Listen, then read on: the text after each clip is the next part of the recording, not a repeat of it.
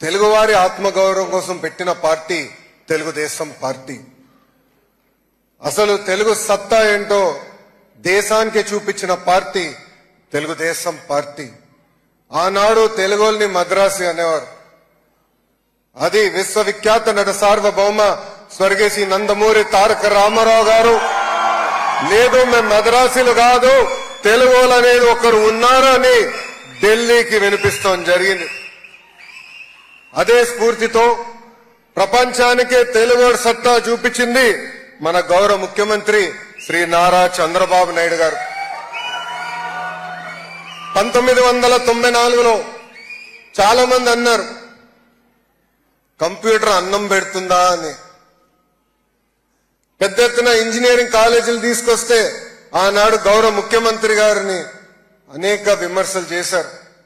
ఈ రోజు వాళ్ళని సూటిగా ప్రశ్నిస్తున్నా, ఎక్కడ చూసినా తెలుగులు ఉన్నారంటే, ప్రత్యేకంగా ఐటీ రంగంలో ఉన్నారంటే ఆ క్రెడిట్ మా నాయకుడు చంద్రబాబు నాయుడు గారికి దక్కుతుంది.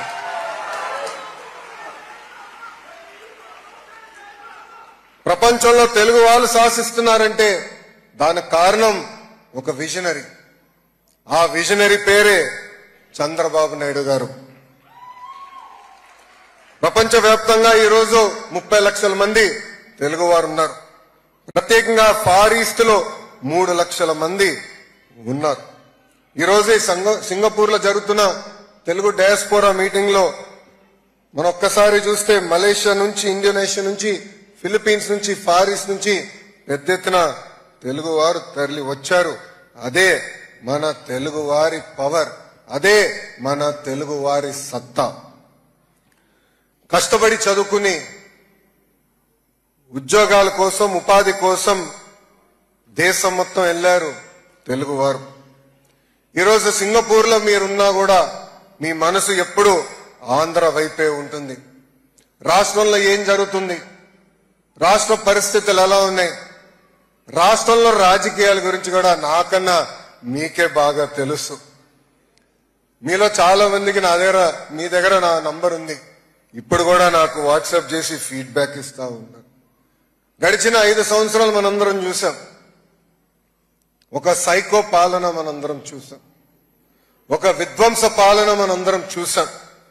అందుకే మీరందరూ ఎన్నికలు జరిగే సమయానికి పెద్ద ఎత్తున తిరిగి వచ్చి, కొంతమంది అయితే 1 నెల నుంచి 6 నెలలు సెలవు పెట్టి కేవలం దారి తప్పిన రాష్ట్రాన్ని సరైన దారిలో పెట్టేదానికి కష్టపడినందుకు నేను మీ అందరికీ శిరసు వంచి ఈ రోజు నమస్కరిస్తున్నాను.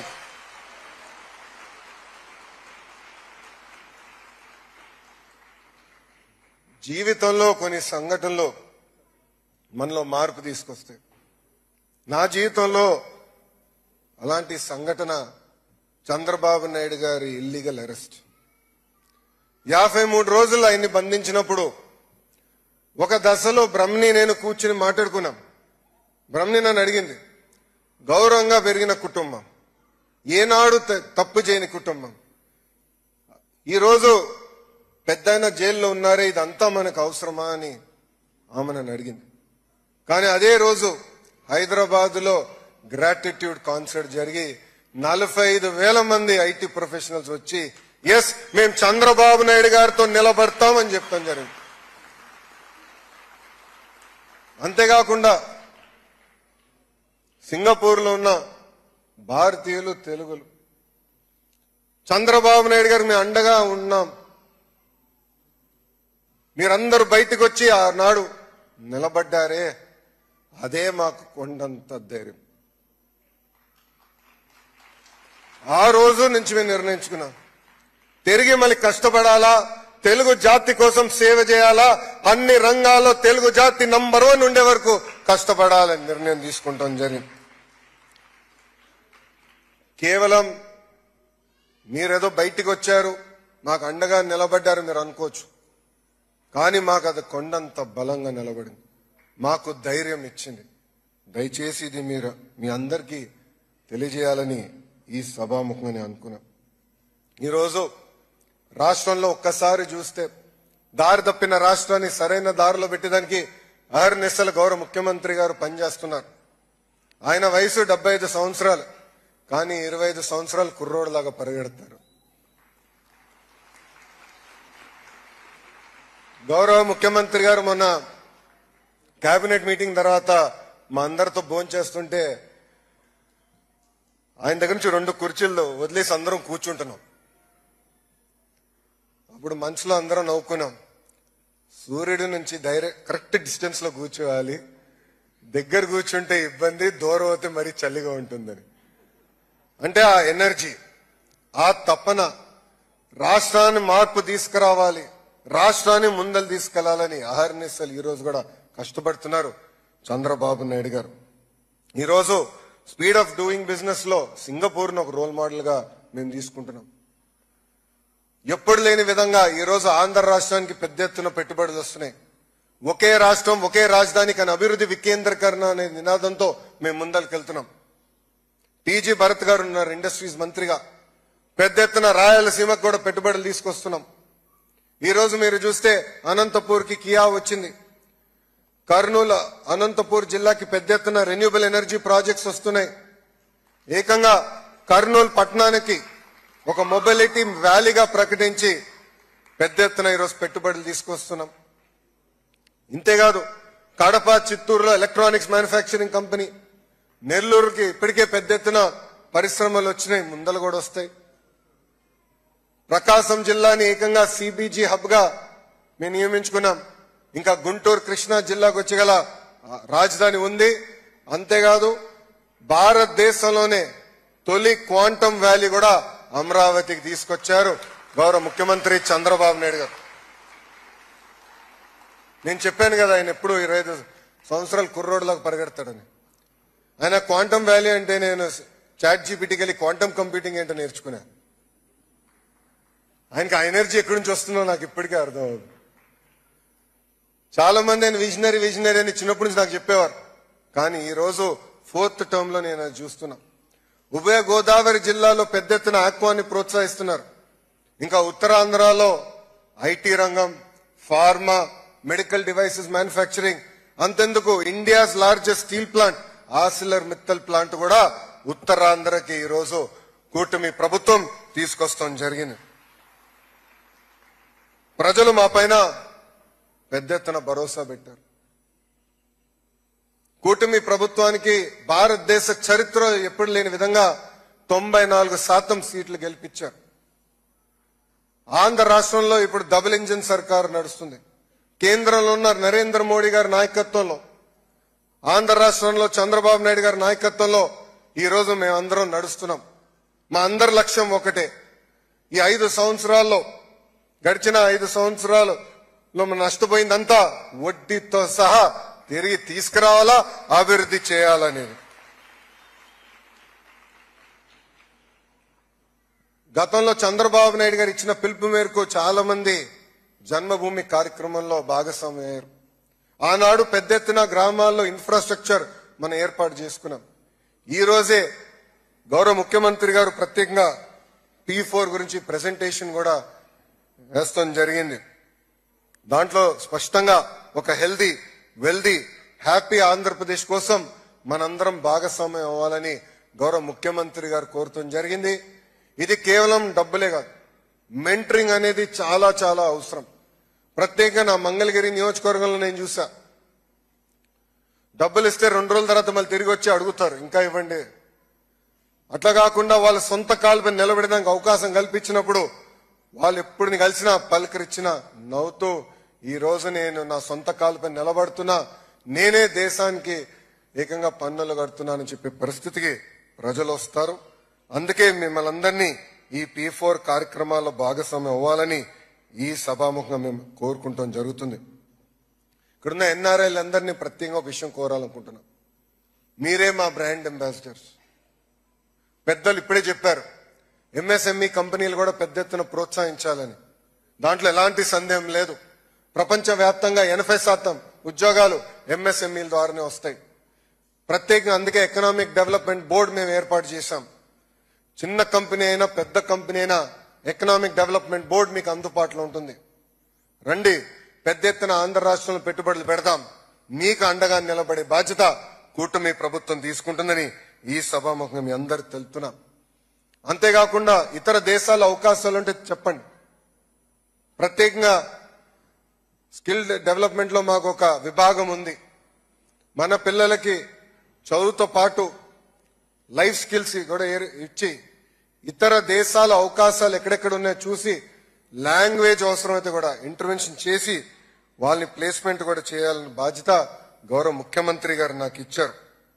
అందుకే ఇక్కడ ఉన్న మిమ్మల్ని అందరినీ కోరేది ఒకటే, అందరం బ్రాండ్ అంబాసిడర్స్ గా మారాలి. మన కంపెనీలో మనందరం మాట్లాడాలి. ఇది నేను ఎందుకు చెప్తున్నానంటే, టాటా సన్స్ చైర్మన్ చంద్ర గారిని కలిసినప్పుడు ఆయన ఒక మాటను అడిగా. ఈరోజు టీసీఎస్ విశాఖపట్నంలో పెట్టాలని ఎందుకు మీరు నిర్ణయం తీసుకుని అడిగినప్పుడు, మా కంపెనీలో సుమారుగా 35% మంది తెలుగోలు పనిచేస్తున్నారు. వాళ్ళు పదే పదే ఆంధ్ర రాష్ట్రంలో బ్రాంచ్ ఓపెన్ చేయండి అని చెప్తున్నారు. వాళ్ళు ఒత్తిడి తట్టుకోలేక ఈ రోజు నేను ఆంధ్రప్రదేశ్ వస్తున్నా, విశాఖపట్నానికి వస్తున్నా అని చెప్తాం జరిగింది. Same thing with Cognizant, same thing with various other companies. అందుకే మీరందరూ బ్రాండ్ అంబాసిడర్స్ అవ్వండి, మాట్లాడండి. మీ కంపెనీ భారతదేశంలో పెట్టుబడులు పెట్టాలనుకుంటే మాకు తెలియజేయండి. ఆ పెట్టుబడుల కోసం పోరాడడానికి మేము సిద్ధంగా ఉన్నాం. మీరు చూస్తే మేము అందరూ ఒక యంగ్ టీం ఉన్నాం. ఈరోజు 50% ఫస్ట్ టైం ఎమ్మెల్యేస్ ఉన్నారు. దాంట్లో చాలా మంది ఎన్ఆర్ఐస్ కూడా ఉన్నారు. 17 మంది 25లో 17 మంది మంత్రులు ఫస్ట్ టైం మంత్రులు కూడా ఉన్నారు. చేయాలని తప్పంతో మేము అందరం ఉన్నాం. మీరు గాని మాకు చేయూత ఇస్తే ఆంధ్ర రాష్ట్రాన్ని నంబర్ 1 చేసే బాధ్యత మేము తీసుకుంటామని ఈ సభాముఖం మీ అందరికి తెలుపుకుంటూ, ఇక్కడున్న ప్రత్యేకంగా తెలుగు వారికి ఎన్ఆర్టీ ద్వారా కొన్ని విషయాలు చెప్పాలనుకుంటున్నాం. గతంలో ఏపీ ఎన్ఆర్టీ ఏర్పాటు చేశాం. అద్భుతంగా రవి గారి నాయకత్వంలో నడిపించాం. ఆనాడు చాలా మంది వచ్చారు. చిన్న చిన్న సమస్యలుంటే కూడా రవి ప్రసాద్ గారు పరిష్కరిస్తాం కూడా జరిగింది. అది స్ఫూర్తి తీసుకుని ఏపీ ఎన్ఆర్టీ 2.0 మేము రీలాంచ్ చేశాం. ప్రత్యేకంగా తిరిగి మన రాష్ట్రంలో భూమి సమస్యలు కానివ్వండి, లేదంటే అక్కడున్న మన తల్లిదండ్రులకి ఏమైనా ఇబ్బంది ఉన్నా, పోలీస్ సోదరులతో ఏమైనా సమస్య ఉన్నా, లేదంటే టీటీడీ దర్శనం కావాలన్నా ఏపీ ఎన్ఆర్టీ మీకు అండగా ఉంటుందని ఈ సభాముఖంగా మీ అందరు తెలుపుకుంటూ, ఈరోజు నా జీవితంలో నిలబడే రోజు. నేను ఎప్పుడు ఊహించలేదు సింగపూర్లో ఇంతమంది తెలుగులు వస్తారని. ఒక ఎనర్జీ కనపడుతుంది, చేయాలని ఒక తపన కనపడుతుంది. గౌరవ ముఖ్యమంత్రి గారు కూడా చెప్పాను నేను, సార్ 2014 నుంచి 19 వరకు కూడా ఇంత ఎనర్జీ నేను ఎప్పుడు చూడలేదు. ఇప్పుడు తెలుగులో కసి ఉంది. ఎస్, మన రాష్ట్రాన్ని అభివృద్ధి చేద్దాం, మన రాష్ట్రాన్ని ముందలు తీసుకెళ్దాం. ఆ కసిని యాక్షనబుల్ ఐటమ్స్ గా తయారు చేసి మనం గాని డెలివరీ చేస్తే ఇంకా ఆంధ్ర రాష్ట్రం పరిగెత్తే స్పీడ్ కి ఎవరు అందుకోలేరని చెప్తాం కూడా జరిగింది. ఇంత అద్భుతమైన స్పందన చూపించినందుకు, ఇంత అద్భుతమైన సమావేశం ఏర్పాటు చేసినందుకు మీ అందరికి పేరున నా హృదయపూర్వక ధన్యవాదాలు తెలుపుకుంటూ, నేను మీ అందరి నుంచి సెలవు తీసుకునే ముందర, మొన్న పహల్గాం దాడిలో ఉగ్రవాదులు భారతదేశం భూభాగంలోకి వచ్చి భారతీయులు చంపేసిన విషయం మనందరికీ తెలిసింది. గతంలో ఇలాంటి సంఘటనలు జరిగితే భారతదేశ ప్రభుత్వం ఒక యునైటెడ్ నేషన్స్ ఇతర దేశాలకు వెళ్లి కంప్లైంట్ చేశారు. కానీ మొదటిసారి ఒక దేశ ప్రధానమంత్రి ఏకంగా ఉగ్రవాదుల క్యాంపుల్ని 24 నిమిషంలో మిసైల్స్ పంపించి ధ్వంసం చేస్తాం జరిగింది.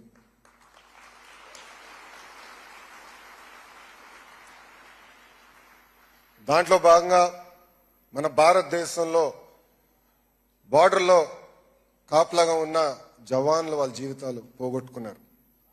మన రాష్ట్రానికి చెందిన వ్యక్తి మురళీ నాయక్ గారు ఆయన జీవితం పోగొట్టుకున్నారు. ఆయన కుటుంబంలో ఒకే బిడ్డ. వాళ్ళ అమ్మ నాన్న కూడా చెప్పారు, నేను మిలిటరీకి వెళ్తున్నాం, నీకేమైనా అవుతే మా పరిస్థితి ఏంటని. అప్పుడు అతను చెప్పాడు, నాకేమైనా అవుతే మొత్తం రాష్ట్రమే కాదు దేశం నా కోసం నిలబడుతుందని ఆయన చెప్తాం జరిగింది. అందుకే మనం తిరిగి ఎప్పుడు భారతదేశానికి వెళ్ళినప్పుడు జవాన్ని చూస్తే సెల్యూట్ ఇచ్చి మనం వాళ్ళ దారి ఇవ్వాలని మిమ్మల్ని అందరు కోరుకుంటూ, నా తర్వాత మీరు ఈ విషయం చెప్పాలి. వందే అంటాను, మాత్రం అని మీరు చెప్పాలి. వందే వందే వందే. జై హింద్, జై హింద్. అందరికి నమస్కారం.